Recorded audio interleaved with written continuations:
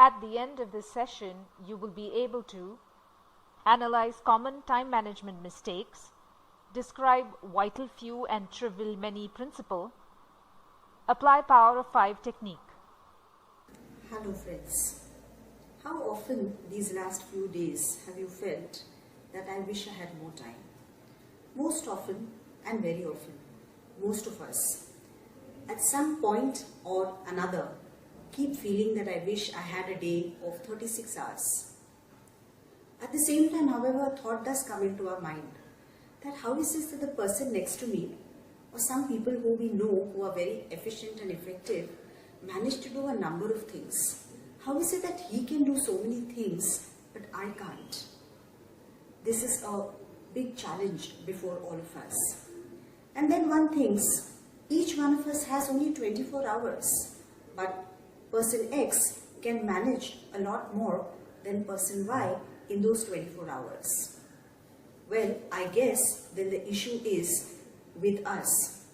How do we manage our time?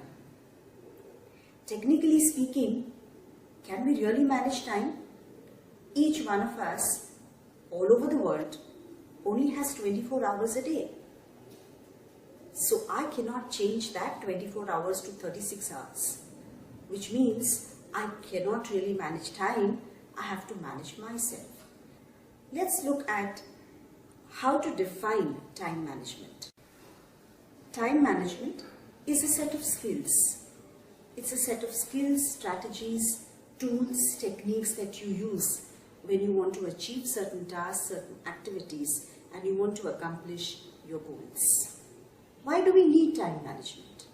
We need time management in order to enhance our productivity, in order to achieve our goals, in order to ensure that we are able to achieve to our optimum potential.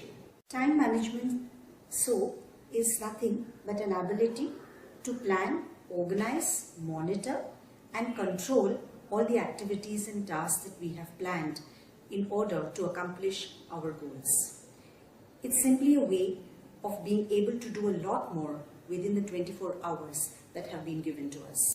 There are a number of theories that have been put forth, or a number of concepts that have been put forth by different experts on time management.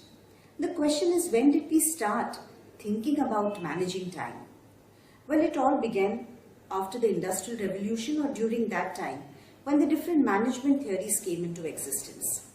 Frederick Taylor put forth different management theories, and along with that came up the concept of time management. And this came up because it was a big challenge as to how do we measure the productivity of the white-collared worker, which is a challenge for us even today. That how do I measure productivity of officers, of executives, of CEOs, of COOs who are doing a number of tasks and everything cannot be measured? How do I help them to achieve more? How do I help them to accomplish goals? And how do I measure their productivity so that they can enhance their productivity? This is when the concept of time management came in. So it was simply to help people enhance their productivity, achieve more goals, work smarter. Academic leader Neil Shipman put forth this concept of time management. He says time management is nothing but self-management. It's about being aware of yourself. It's being aware of your habits. It's being aware of what is it that you want to achieve. It's about how you're going to be able to control it. The question is, can we manage time or can we control time? Well, both. And in order to do that, very often the same skills or the management strategies that we use to manage others need to be put in practice to manage ourselves. What do I mean by this? I simply mean that you plan, organize, monitor and control. Plan all your activities that you have set out to do for the day or for the week or for the month. Organize them, which means structure them. Put them in different time slots. Monitor them. What do I mean by monitor?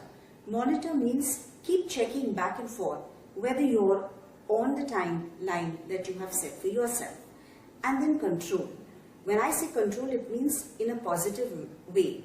So before you kind of go out of sync with the time that you've planned for yourself, hold back, cut down on some activities, and then move forward. So the same set of skills that we use to manage others, we're going to use to manage ourselves, so that we're going to be able to manage time better. There are other theories also which have been put forth by different experts on time management. So time management is something that's going to help us to improve our personal efficiency and help also improve our personal effectiveness. What one needs to do is being able to manage interruptions. You have to be able to manage the time wasters, be able to manage the non-productive activities. When I say non-productive, activities that really don't give you any results that are going to help you to accomplish your goals or the activity that you've set out to do. In the year 1906, Italian economist Vilfredo Pareto put forth a mathematical formula to explain the distribution of wealth, rather the unequal distribution of wealth. And he said that 20% of the people owned 80% of the wealth. Later on, in US, Dr. Joseph Juran also came up with the principle of vital few, trivial many, which means 20% of what we do is vital and 80% of trivial. If we tend to apply this principle to everything in our lives, we'll find that 20% of our unfocused work leads to 80% of inefficient work. On the other hand, if I achieve 20% of focused work, I'm able to achieve productive work which is equal to 80%. 20% of my problems are caused by 80% of the people. It also works the other way around, that 20% people produce 80% results. So it's very important for us to actually analyze that where do I spend 20% of my time and where do I spend 80% of my time. This principle came up to be known later as the Pareto principle, the 80-20 principle, the vital few and the trivial many. Friends, I would appeal to you to really analyze your 20% and your 80% of the time. In doing so, you will find that your productivity is enhanced, your professional reputation will increase, improve, because you're going to be able to manage your time better. You'll be able to achieve your career goals and your life goals also. Failing to do this, you're going to be left with a lot of high stress because you're never going to be completing your task on time, your activities on time. You're also going to feel very inefficient. There's going to be a lot of anxiety because you're not able to achieve what you've set out to achieve. There's going to be loss of precious time. Therefore, it's important for each one of us to really apply the 80-20 principle into our daily lives.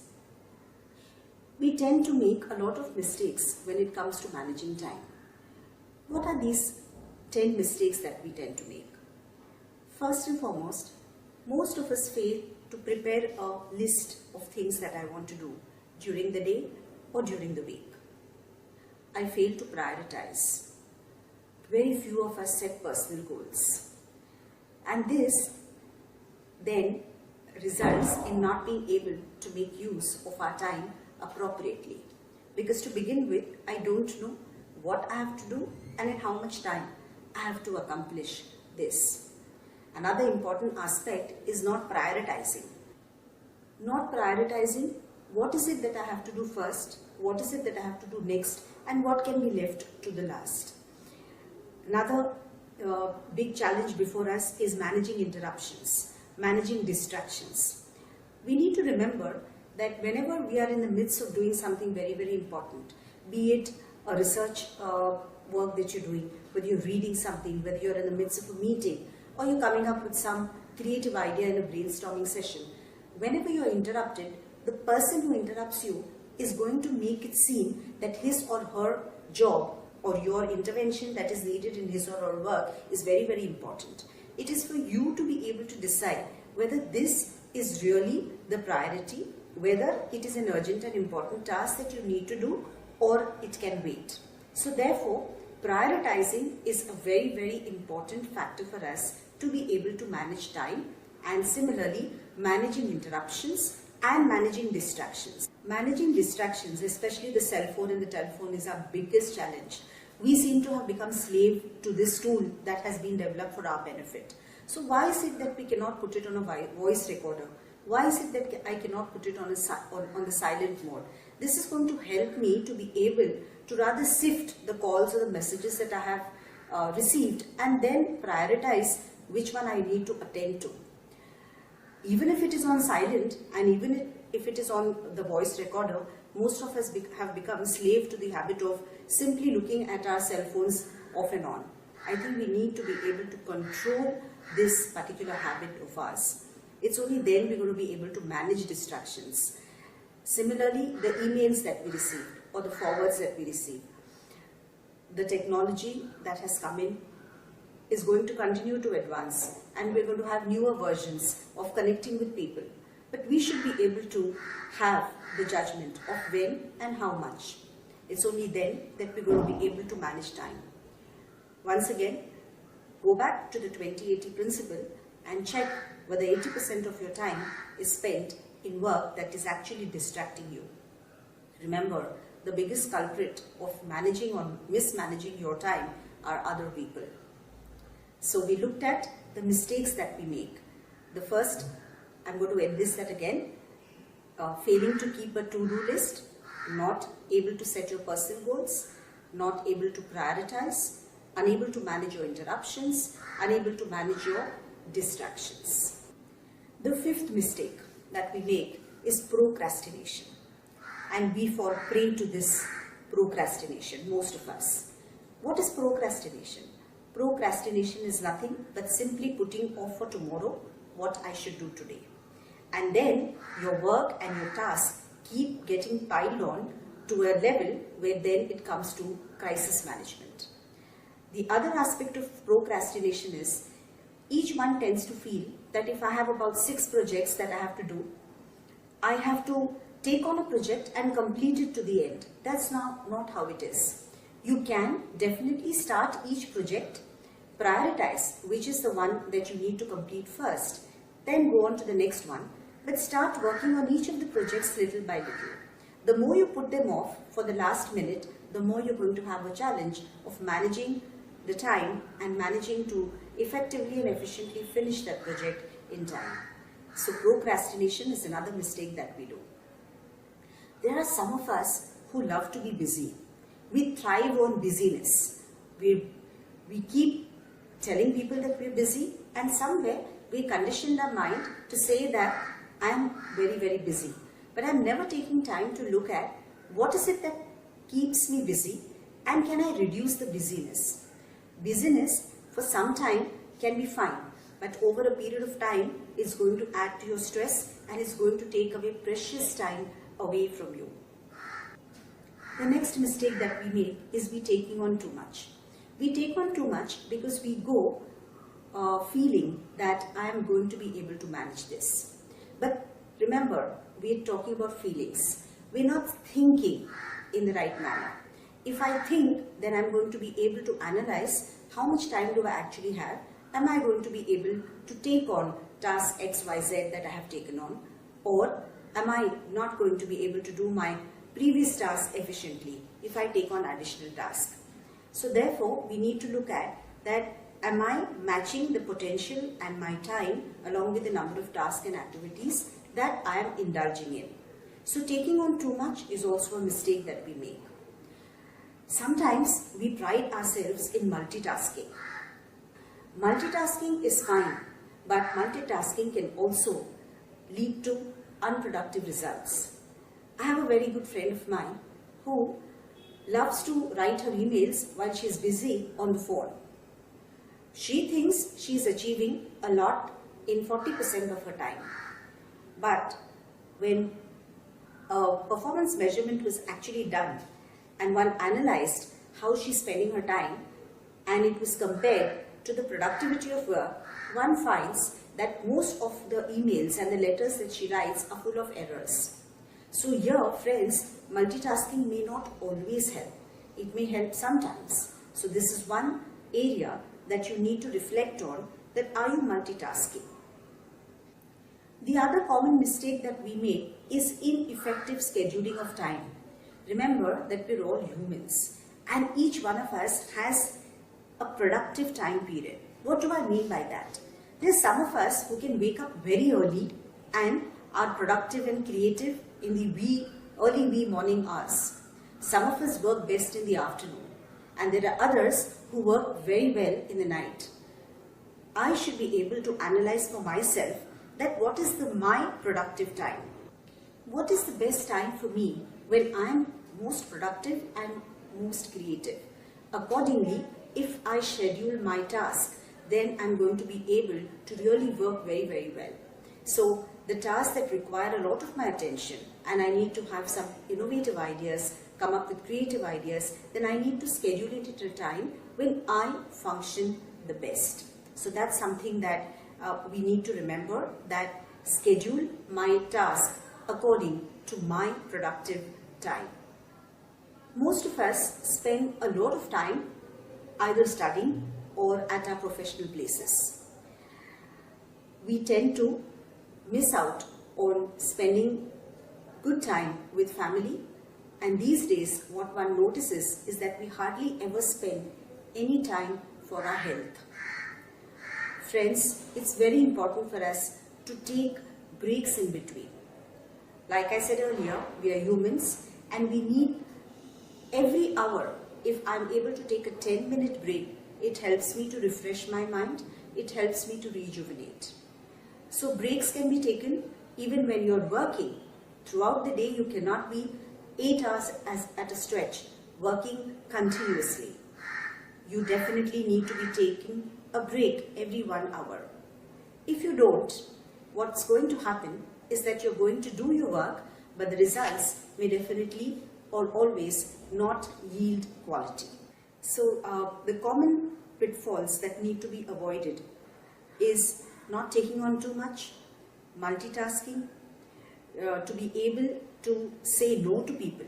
That's another big challenge or the mistake that we make, that we're not able to say no to people. This is where each one of us needs to be able to communicate well, to be assertive and make sure that other people don't cut into your time or impinge upon your time. The ability to say no is very, very important. We're not saying no to the person, we're saying no to the task. This is a difference that most of us should be able to make, and that's going to help us to manage our time better.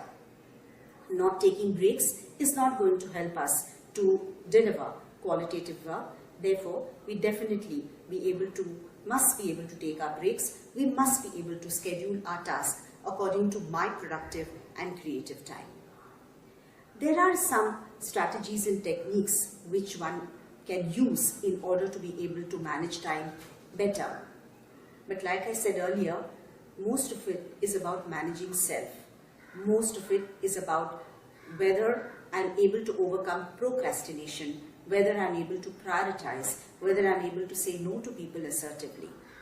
However, there is a very interesting tool which has been developed by Dr. Stephen Covey. Dr. Stephen Covey has given us a very interesting tool, an urgent and important tool to be able to deal and manage our time better.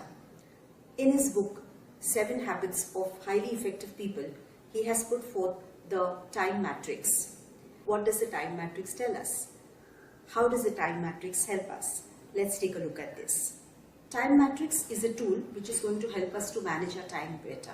What does it consist of? It consists of 4 quadrants. Quadrant 1 consists of urgent and important. Quadrant 2 is urgent, not important.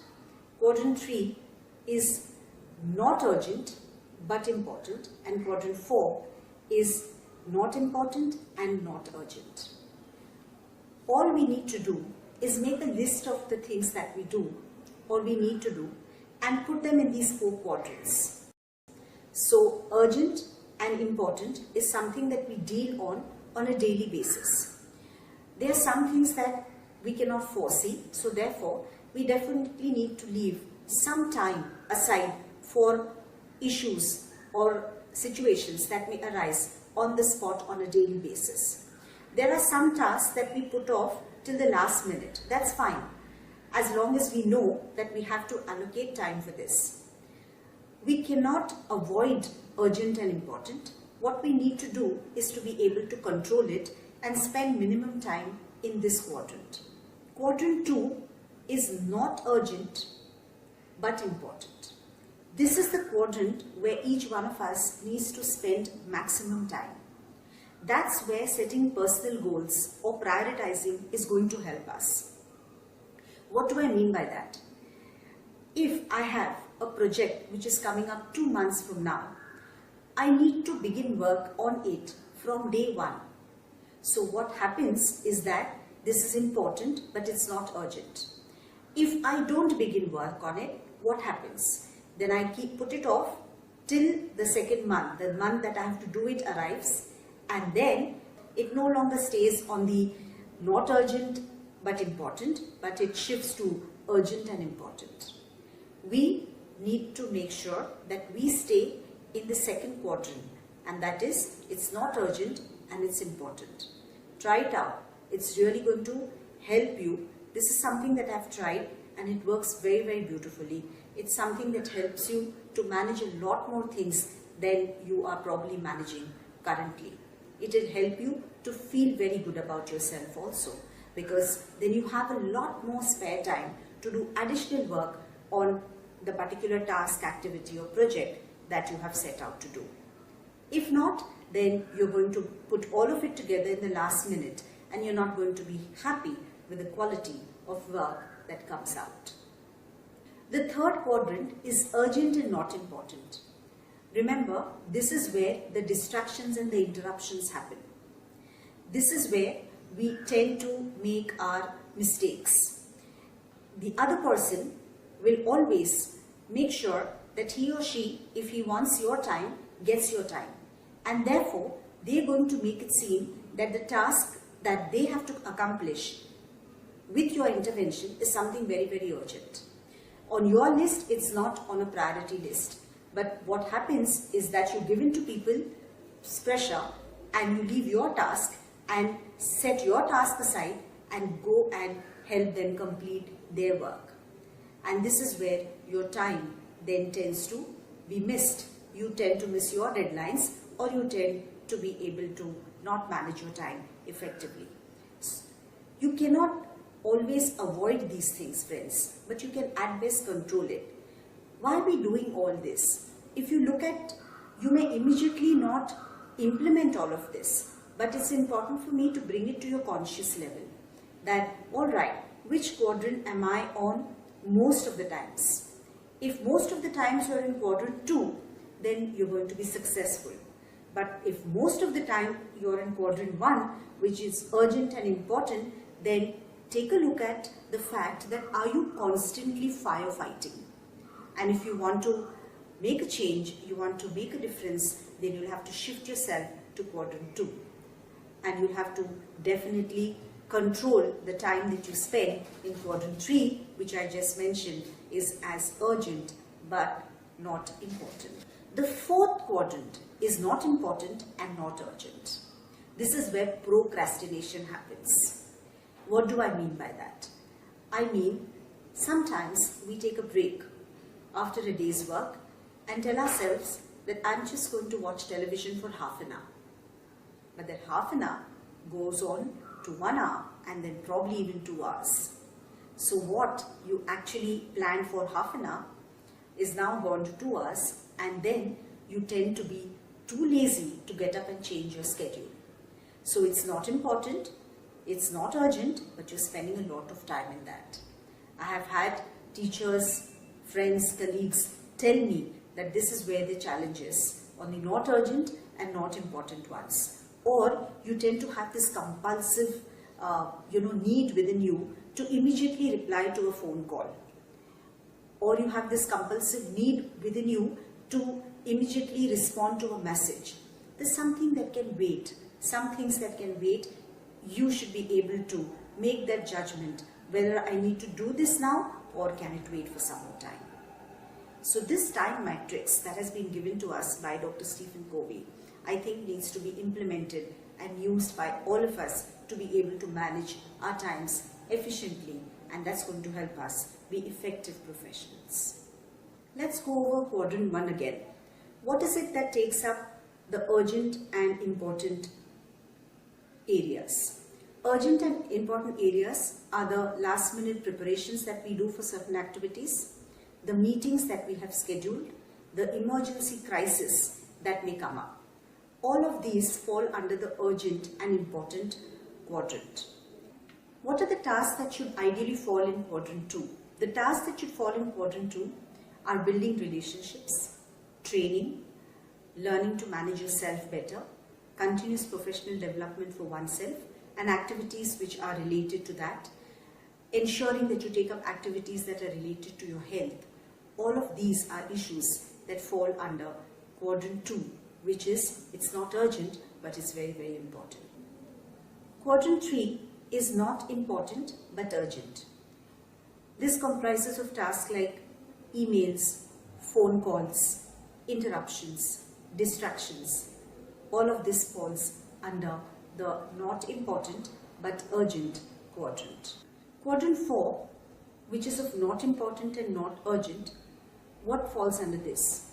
Trivia is what falls under this, which is excess watching of TV or spending a lot of time on the telephone or time wasters. All of these are activities that fall under not urgent and not important. So let's take a look at where is it that I am not able to manage my time? Where do I spend maximum time? One has to spend maximum time in quadrant 2. If you manage quadrant 3 and 4, then you're going to be spending maximum time in quadrant 2. Quadrant 1 is not something that you can avoid, but quadrant 1 is one that you can definitely control. In order to ensure that the time matrix works, you're going to have to first and foremost identify what are your time wasters. Are you spending a lot of time on the internet? Are you spending a lot of time sending social emails out to people? Are you spending a lot of time on unnecessary phone calls? Find out what your time wasters are. Find out, keep a log of the interruptions that you have. If you maintain a log of interruptions, then you're going to actually be able to sift the ones that are really important and the ones that are not. You'll also be able to find out who are the people or what are the things that take up your time through these interruptions. So in order to work and ensure that your time matrix works, you're going to be able to first know yourself. And when I mean know yourself, what is the best time of the day for you? When is it that you're most productive and you're most creative? Check whether you procrastinate a lot. Prioritize, organize and schedule all the activities in a to-do list and then put it in a time matrix, and I'm sure that you're going to be able to manage your time effectively and you're going to be able to balance your life better if you ensure that you have a to-do list, you prioritize, you know which quadrant that you spend your maximum time on and how you're going to be able to control the time wasters that you kind of indulge in at the moment. In order to balance your life better and lead a stress-free life, you're going to be able to identify your enemies of time if you actually enlist all of the things that you do in a day and then put them in the quadrants, and also find out your interruptions and your time wasters. Each one of us has to balance our time. The buck stops with me, or I am responsible for how I spend my time. Nobody else is going to be able to help me. So friends, identify the enemies of time. Another very important thing is delegate. We tend to want to do everything ourselves because we have this feeling that I'm going to be able to do this particular task or activity the best. I'm not sure about the other person's ability. Trust other people to help you. Trust other people to support you. Delegation will help you to achieve a lot more than you are currently achieving. Some daily scheduling tips that you need to follow. As soon as you achieve the task that you've set out to do and in the timeline, give it a tick, and at the end of the day, write your log. Very few of us write our daily log to see how much we've achieved and how much we've accomplished. It gives us a feeling of success. Rather than leaving your workplace or leaving home with a heavy heart, thinking that there's a lot more that you have to do, it would be a good idea to see how much you've done. So be positive about it and ensure that you make a list for tomorrow. At the end of the day, always make a list of things that you want to do tomorrow, and that's definitely going to help you to feel successful and to be able to achieve a lot more. You know, friends, very often we are very harsh on ourselves because we've not been able to do a list of activities, tasks that we've set out to do. But it's important to reward ourselves. So if I've managed my time well on a particular day, let me pat myself on the back and be gentle on yourself. That's going to be able to reduce your stress and anxiety and plan better. Remember, those who make the worst use of their time are the first ones to complain of its shortness. Let's try and use another strategy called the power of 5. The power of 5 is simply enlisting 5 things I will start doing from today, 5 things I will stop doing from today, and 5 things I will continue to do. All the best, and I hope you're going to be able to manage your time well with the tools and techniques that we've gone through today. Remember that people who complain the most about not having time are the ones who waste their time a lot. So let us not be in that category. Let us mind time. We have only 24 hours a day.